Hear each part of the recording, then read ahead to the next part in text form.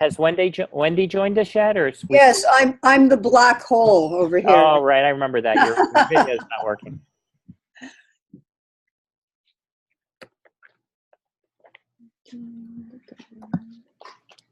I'm watching you, Barry, so. Okay, yeah. Just watching all of us, keeping us good. You just can't see me. Great, and hello everyone who is joining us again on Facebook Live with iEARN-USA as we are doing a whole series of Giving Tuesday events. My name is Jennifer Russell. I'm joined by three guests today, Margaret, Barry, and Wendy, who are going to introduce themselves in a minute. And we're so happy that you're here for this session. During this session, we are going to be learning a little bit more about how collaboration happens and what it looks like through iEARN Learning Circles. And throughout the day, we're highlighting different programs, projects, and activities that are run by iEARN-USA as part of Giving Tuesday. So this is our day of giving, volunteering, and connecting with our community, and we hope that you're connecting with us today.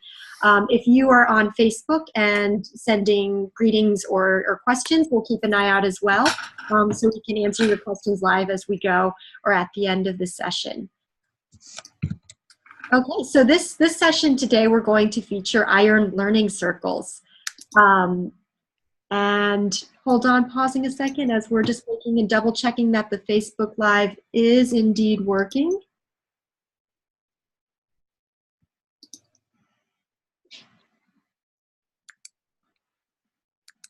As it looks like it is, but I don't see it yet. Hang tight, friends.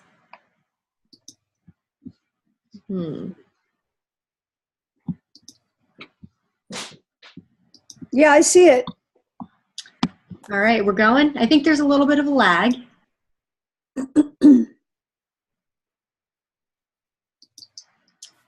Oh, maybe it says it. Hold on. I'm checking.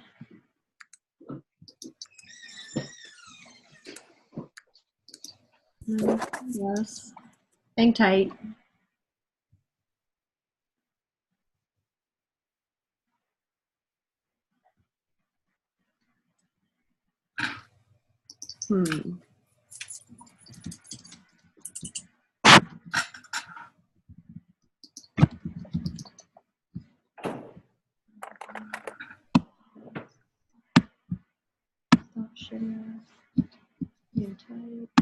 Keeping us good. You can't see me. You know what? I think I might be on yours. Yeah. Sorry, Pamela. We are Facebook Living to Pamela's page, so people can follow us there.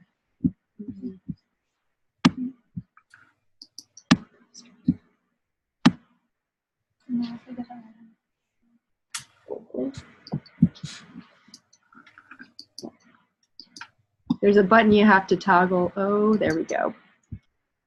Nope, I should have checked that.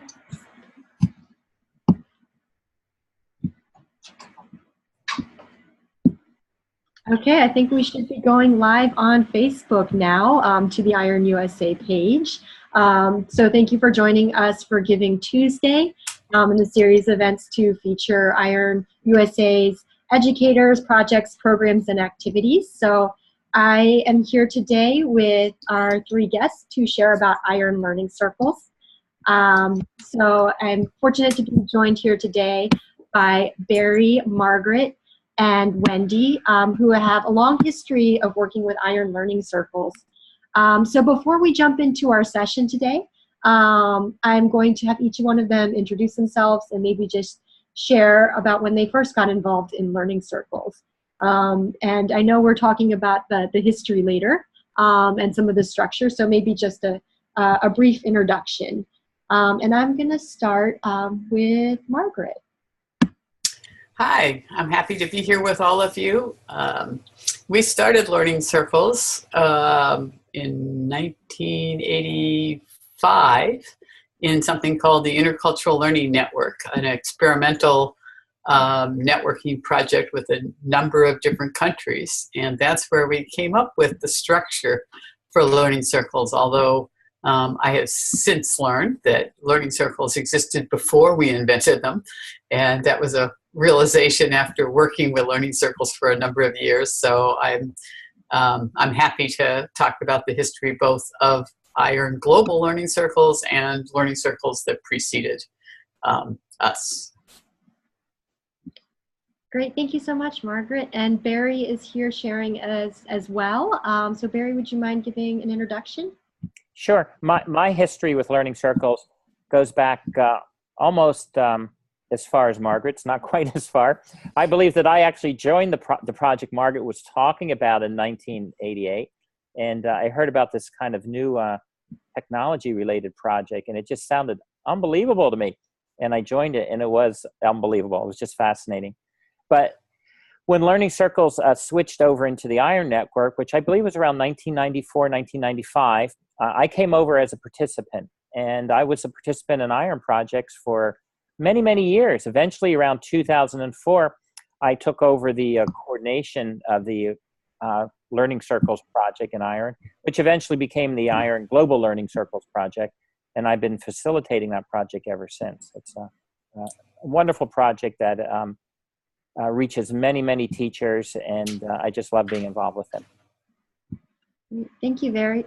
And we also have Wendy with us today. Wendy Jewell is joining, and not on video, but I would love for you to introduce yourself, Wendy, on our live broadcast.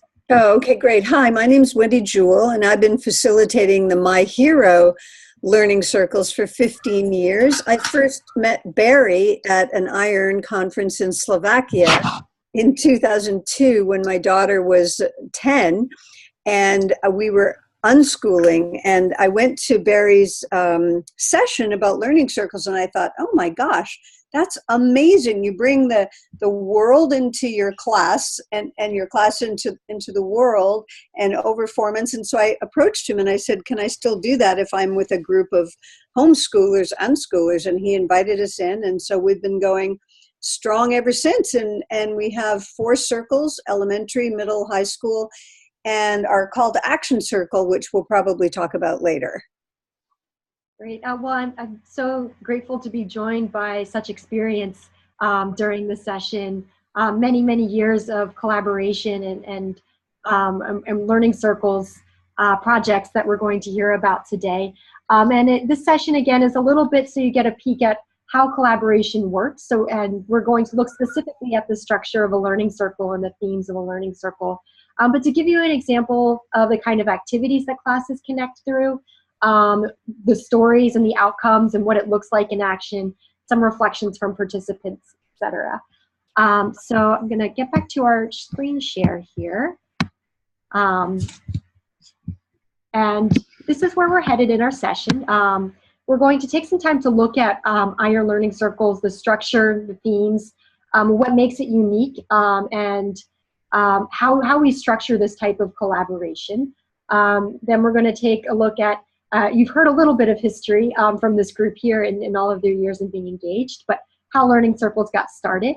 Then we're going to share at some of the recent impacts and activities, and hear some stories from participants and some anecdotes and types of projects that people have been working on through learning circles. And finally, if you're an educator joining us or want to share about this opportunity with someone else, we'll share a little bit on how and why to get involved. So I'm going to pull up our next slide, which is an overview of the learning circle structure and the different phases in that guide the collaboration through a learning circle. And I wonder if I could pick on Barry first, as he facilitates about 100 teachers each phase or each cycle to go through these phases. Can you give us an overview about the structure, what makes it unique, and what happens at different phases? You know, this is what the thing that's interesting about learning circles is why I think the teachers enjoy this project so much is the fact that the project does have a very definite structure which moves over through these different phases over a period of about 16 weeks. And in general, when you think about that, it's really about one semester. Through one semester of schooling, we have a cycle and a series of phases which encourage the different participants to interact with each other. learning circles, I've kind of set the date when it begins. Usually our first learning circle begins on September 30th and ends on January 15th. The second one begins on January 30th and ends on May 15th, regardless of what day of the week it is. It just seems to be easier to work out that way. But really, learning circles actually begins before that start day. That getting ready phase really is getting all the people prepared, getting all the technical aspects, helping them get their classrooms organized, figuring out which groups they're going to be in. What happens is that participants come to us, they register, they determine what type of project they're interested, but generally a project area they're interested in, and also what the age level of their students are. And what we do try and do is we try and group classrooms based on common interests and common age levels. So that's what happens during the getting ready phase. We get all that ready so that when the circle opens on September 30th, everybody's ready to go. The next part of it, the phase 2, the opening of the learning circle, really, I like to kind of call it the cultural exchange of information. This is where the people within the circle get to know each other. And we do this through the teachers introducing themselves. We also use this time period for the classes to put together a survey of different interests and information about their area of the world. And also, too, we try and get the students involved in setting up student forums during this time. The phase 3 is one of the toughest, the most critical parts of the process, and that's where the different participants start planning the type of project they want to sponsor. And one of the unique things about learning circles is that participants sign up for a theme area, but not necessarily for a specific type of project. Teachers can develop and sponsor a project that's of interest to them and one that's situated within their own curricular area of interest also too. And we definitely encourage that. This phase, which goes on from anywhere to 2 to 3 weeks, is where teachers will put out project ideas, other teachers will comment them, will refine them, and eventually we'll develop a kind of very settled project that everybody's going to participate in. A typical circle can have anywhere from 5 to 6 or even sometimes as many as 7 different projects like this. After that, the exchange of student work is our biggest phase. During that time, the different students work on all the different project ideas out there. They prepare information, they gather research, they gather ideas, they write down opinions, they create stories. Sometimes they make slideshows. They also have worked in video recently in the past. They come up with a solution to the different project ideas out there. They present their information in a way that's unique and interesting for them, and eventually they send that back to the school that sponsored the project. After that, the school that sponsored the project takes all the information they received from all the other different schools, and they organize that into some type of publication or presentation. And that can be in many different media formats. And then lastly, we have one of the unique parts of the learning circle. In order to make the circle complete, the circle has a definite ending to it. And we have a goodbye phase where everybody who's worked together exchanges greetings, exchanges stories, they exchange what they learned through the process, and they bring the circle to a close by saying goodbye. The circle closes, and it's time for all of us to move on to other projects. And that's how we go through the different phases over a period of 16 weeks. It's an introduction, coming up with ideas, working together, creating something, and then at the end, we disband the circle and we move on. And they start up in a new learning circle in the next semester. A lot of people do.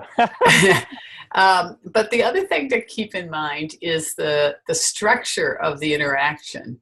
So it's distributed leadership with this balance of individual ownership. Each school gets to choose a project that they wanted the other students to do, but also group responsibility. They're responsible to have at least one student from their classroom send something to each of the projects that are ongoing in the circle. So at the same time, you have that benefit of having something that is of your creation and of you, and that you have ownership of as a teacher, and you have that wonderful sense of letting your students be led by teachers in other places, teachers and students in other places. The older the students, the more likely they are to take on the leadership of the projects. But this distributed leadership where the teacher can step out of the role of the teacher and be a learner. We're always talking about, the importance of teachers modeling learning. But in a classroom, it's disingenuous for the teacher to say, well, I don't really know anything about this thing that I'm teaching. Of course, that would almost be malpractice, and the kids know that. So it's very hard for them to honestly model learning. But when a project comes from a different country, a different teacher, the teacher has every right to know nothing about the project. So when the kids say, well, what do we do? How do we get this information? The teacher is as much a student as the students are. But they have that skill of what good learning looks like. So they can help prompt good learning by modeling it themselves. And the excitement that teachers feel for the learning that they get in learning circles is really, I think, what drives learning circles. We used to say that learning is a kind of something that kids catch from their teacher. They get the excitement about learning. They see that their teacher is so engaged in finding out things and learning things that they think, must be something in this, because look how excited that teacher is normally just doing things kind of in a non-passionate way, suddenly gets energized and is excited about what they're learning every day. The kids start thinking, hey, this is something that, must be good, because look how excited my teacher is. Thank you so much, Barry and Margaret, for sharing about the structure and what makes it unique for the teachers as well as the students. And I think, Barry, as you outlined this structure and going through these different phases, paying attention to the opening and the closing, the flexibility that's in between makes learning circles a particularly unique project for first timers. So someone who is new to iEARN, we always suggest starting with a learning circle as you're matched with a group of classes and you go through a progression of activities together. It makes for a really strong experience. And I know we have participants that do it cycle after cycle. They keep doing learning circles together. So we're gonna move over and just give you an overview about what some of the themes are. And I wanted to pass to Wendy. If you could share, Wendy, as you've been involved with the My Hero and My Hero Call to Action, give us an example of what this looks like in action. In broadly speaking, what's involved in these two themes in particular? Well, the My Hero, it's myhero.com is our website, and we work in conjunction with iEARN. And the great thing about the Call to Action Circle is that it's all ages. It's K through 12. So we can have, like, for instance, the last Call to Action, which was adorable. There was a kindergarten teacher in Azerbaijan. And she said, well, I don't know if my students can really contribute anything to it. And it turned out that they became the little superstars of this classroom. They were Skyping with students in India who were from high school, and students in Belarus who were from middle school, and from Moldova. And they just loved these little kids, because what they did is they had a kindness project.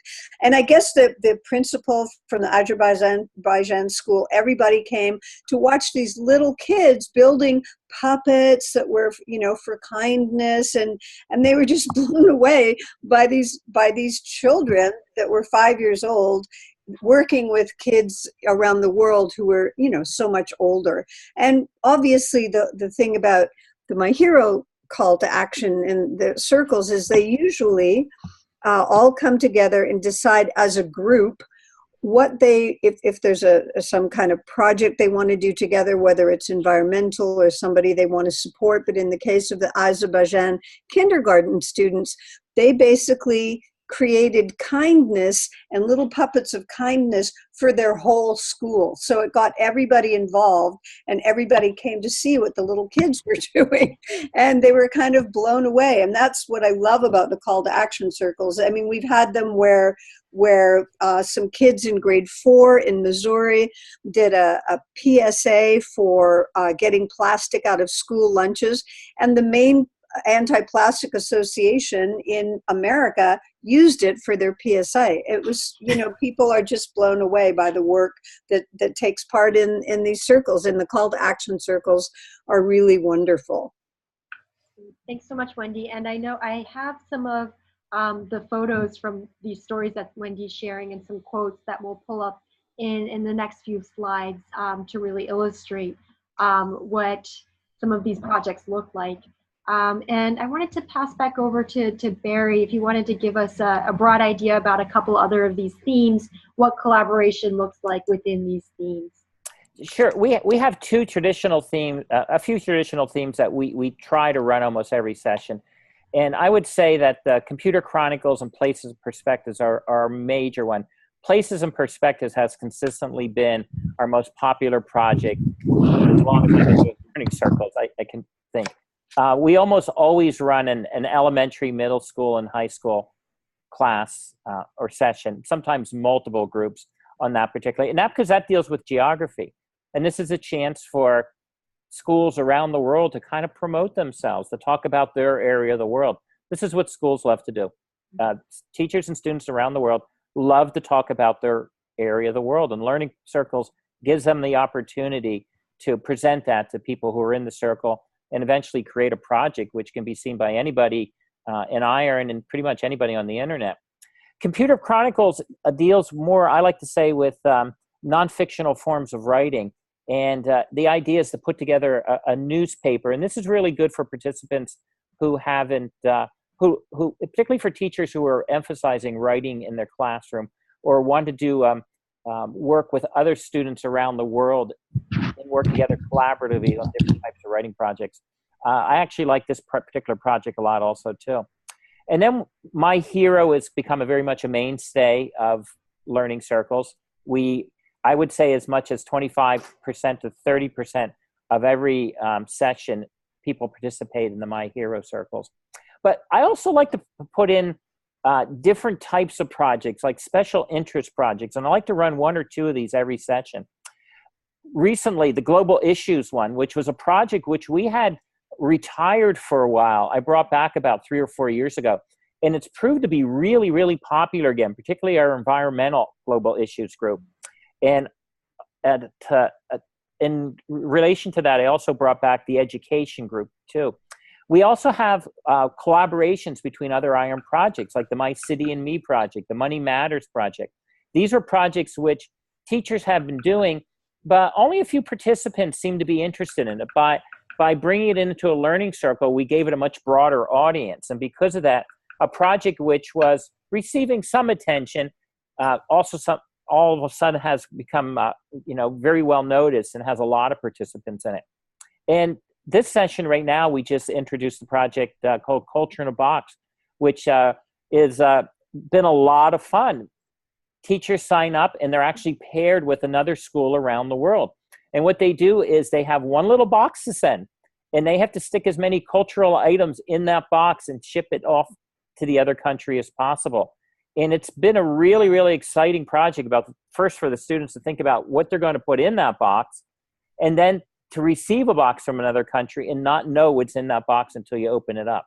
So there's always something traditional, something you can count on, something you can rely on going on learning circles, but there's always something new too if you want to try a new different type of project. And that's what I like to put into each session. Awesome, thank you. And it's great to see some of these new themes pop up and tried, as well as the connections between the ongoing iEARN projects when they then become learning circles as well, and try out a new structure. Here, some of them run once a year, some of them run once every 2 years. But certain projects like Computer Chronicles, Places and Perspectives, they run every session. And My Hero too. Okay, so I wanted to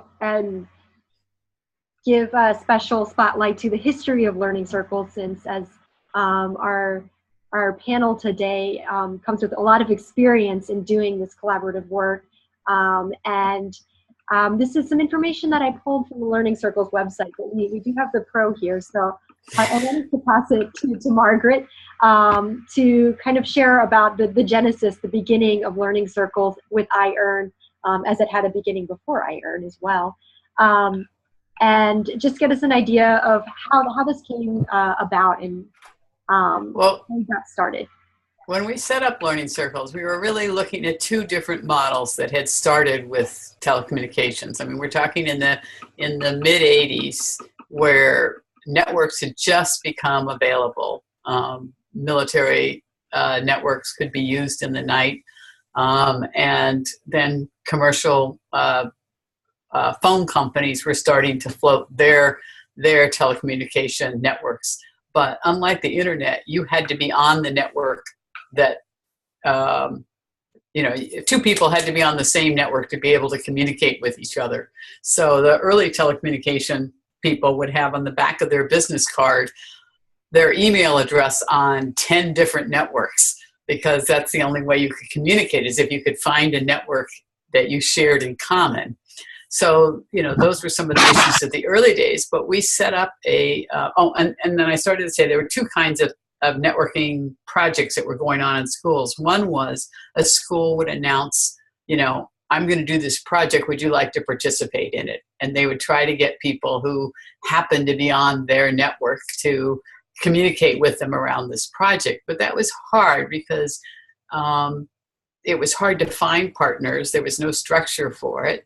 And the person who was doing the project was getting all the credit, and the other people had less motivation to really participate. They were sending in stuff that got used, but they didn't have the same kind of attachment to it. So oftentimes they weren't able to find anybody to communicate with. The other common project was a sister school approach. So we put kids, we put students, and we started with that, pen pals, computer pen pals. We tried to match every kid in every classroom with with somebody else in Alaska. And that was so much work, and the educational gains of personal letters was so low, and the procedural work on the parts of teachers was so high that we weren't getting a good return on investment, basically. You can't waste too much valuable teacher and learning time if you're not getting a really good return. And in the early days of technology, that was a big problem, because technology itself took a lot of learning, and it wasn't easy to get where we are today. But so these two models, we were experimenting with them in the Intercultural Learning Network. And what we were discovering is that, when somebody would put out a project and they would get 30 responses from a classroom, they weren't all that excited about that. That was really too much information. They really just wanted a few responses from each classroom. And that got us to think about, we could structure a kind of group interaction where you just didn't have two, because if you had two classrooms exchanging, the problem is if one fails, then the other one has no partner. So you double your failure rate. Again, we were concerned with how to create a viable rich educational environment. So that was seen as a problem. So we thought if we put together a group of classrooms, then we would have, if one classroom drops out, which often happens because they either lose their connection or they lose their technology or the teacher gets moved, or there's all kinds of reasons why a school that had really good intentions of being in a circle suddenly isn't there. Well, in this case, in the circle sense, if one drops out, the circle still continues. So that was really important. And then realizing that projects that were embedded in the curriculum were the most successful, the most effective in learning. We wanted every teacher to have a chance to sponsor a project. And so by dividing the students into groups and responding to the other projects, we were able to create a kind of interactive structure that solved all of the problems, or many of the problems that were seen in the early days of telecommunications. and we created it first as a research project, and then AT&T contacted us and said that they had this network that they had developed for business, but they would like to see if something could be done on education. So that was a great platform for us to, shift to, real large-scale development of international communication. So we went from the 5 schools that we were working with in a research project, Japan, Israel, Alaska, not a country, but Mexico and California. Those were our first 5 schools that we connected. But now we could connect thousands of schools around the world with the help of the AT&T Education Foundation. And eventually, when the internet developed, we watched the gradual, and it's a really interesting history, but I won't go into that now, of the internet. When it was clear that schools were going to be on the internet and not on the AT&T network, they gave the intellectual property of Learning Circles and all of the teachers that have already been developing it to iEARN, and also paid for a grant to make it possible for me to rewrite all the guides to fit the iEARN network instead of the AT&T Learning Network.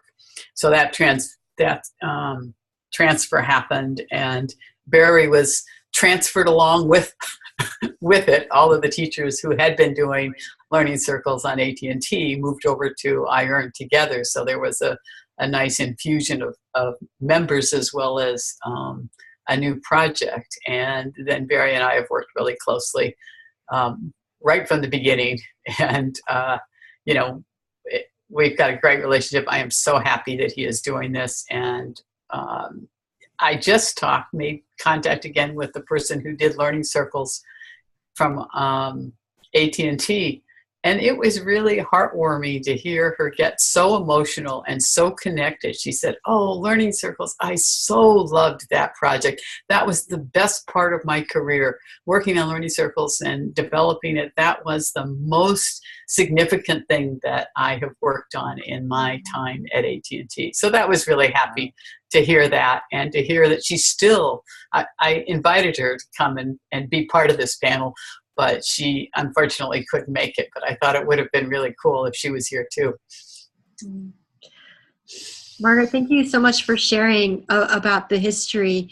There's such an incredible amount of learning and changing that has gone with the structure of Learning Circles, and it's so fascinating to hear the different phases and what was changed, what was tweaked after each trial phase. And I think that's a very common part of Learning Circles to the present day, is that there's always a slight learning that happens on how we can help educators and students connect and collaborate better through their circle experience. So this is at the history here. Can I add one more thing? Absolutely. If people are interested in all the different ways besides global Learning Circles on iEARN that Learning Circles have been used, if they go to onlinelearningsircles.org, they will find both the iEARN global Learning Circles and how Learning Circles have been used with action researchers, have been used in university courses, have been used in meetings as a meeting structure, and then also other people's models that are not the exact same, but similar to the way in which we use Learning Circles. Great. Thank you, Margaret. And we're going to pull up some of those websites towards the end of the session here, as we're looking at the different activities and of Learning Circles. So we heard about the history and wanted to highlight some of the impact, more recent impact. And so Barry, after every cycle, puts together information about the participants. And here's kind of a slide that is highlighting the activity that Barry tracks through each iteration. And this is from the previous academic year. So you can see really the amount of connection that's happening through many different countries around the world. I tried to put a little gold arrow by a lot of them so you can see connection points. But through each cycle, many classes connecting and working on those different themes that you saw together. Yeah, it's not unusual to be in a circle with classes from 5 different continents around the world. That's very, very typical, particularly in the middle school and the high school circles. So I'm going to have to apologize. I'm going to have to I have to actually pick up some students right now. So I'll try and join back in again before the end. Thank you so much for joining us, Barry. Barry is joining us from school today to share about learning circles. So, thank you so much for sharing. I'll be back in a little bit. Thank you. Great. Thanks, Barry. And on that note, actually, we're going to, Wendy, I've got your photo here as you're going to guide us through a couple project stories. And I know your video is not working. So hopefully through your photo here, we can get a sense of your presence a bit more. Right. Has pulled together some stories and experiences through the My Hero and call to action and project learning circles. So we're going to work through a couple of those and hear some of those. Wendy, I have some of the links open, and I'll try to pull media as it relates to what you're sharing about. Okay, which link? Maybe you could tell me which link you have open, and we could. Hold on. Right. Okay. So this is my some of my, the organizer pages, the results that were really impressive. Like this one, if you want to click open, it says Dream Team Molly Bickley on the red. Mm-hmm.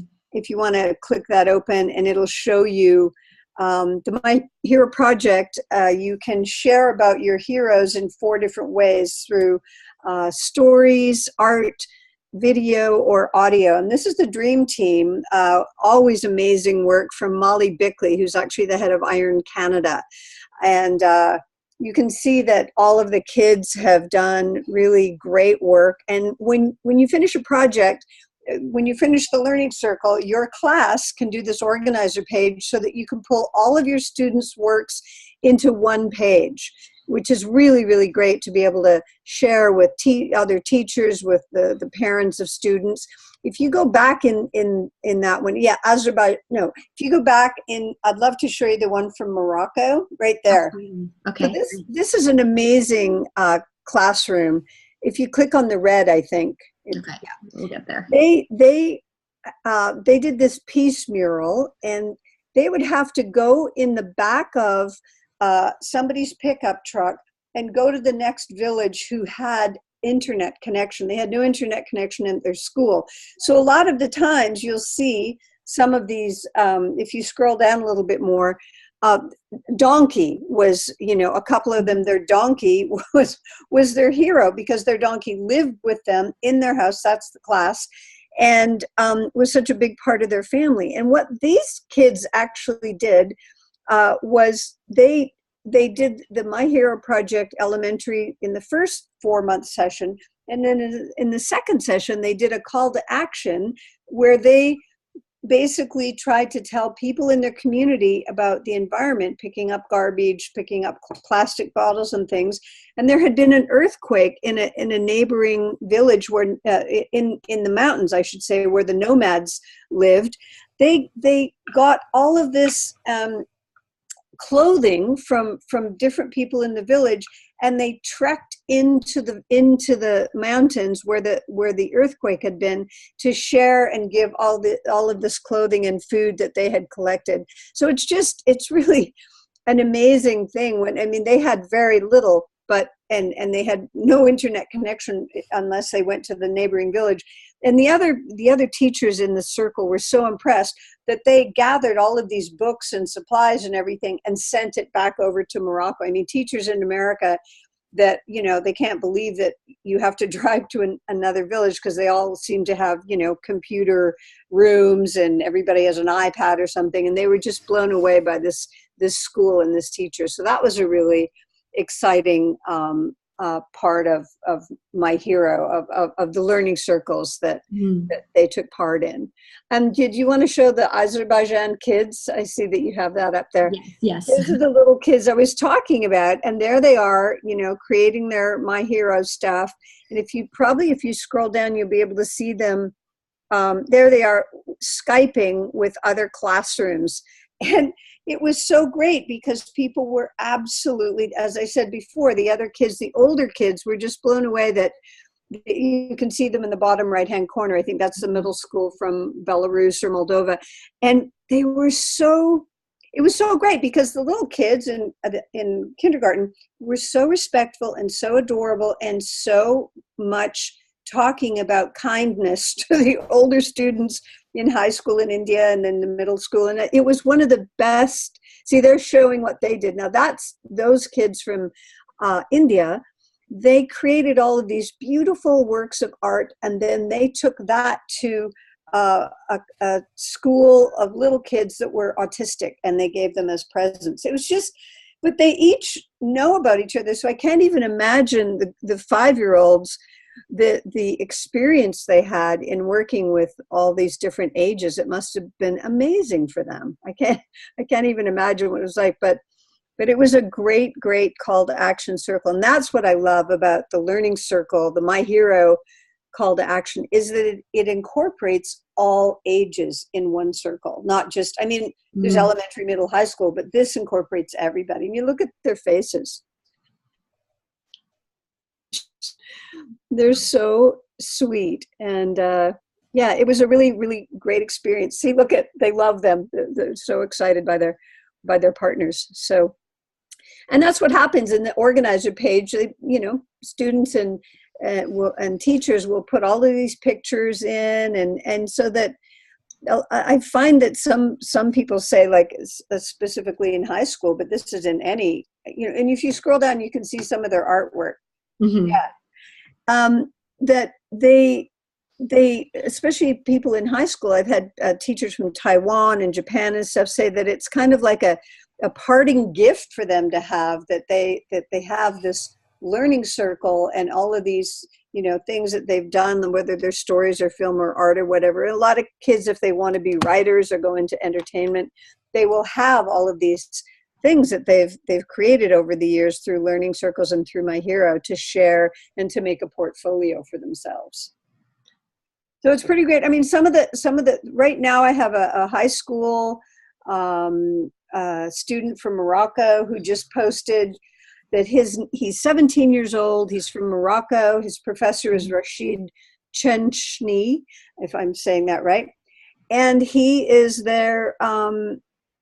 he is the class coordinator. And he said that I'm all desire to be part of this valuable project and share my hero with the world. And I'm the class representative and so happy to be able to work in the learning circles.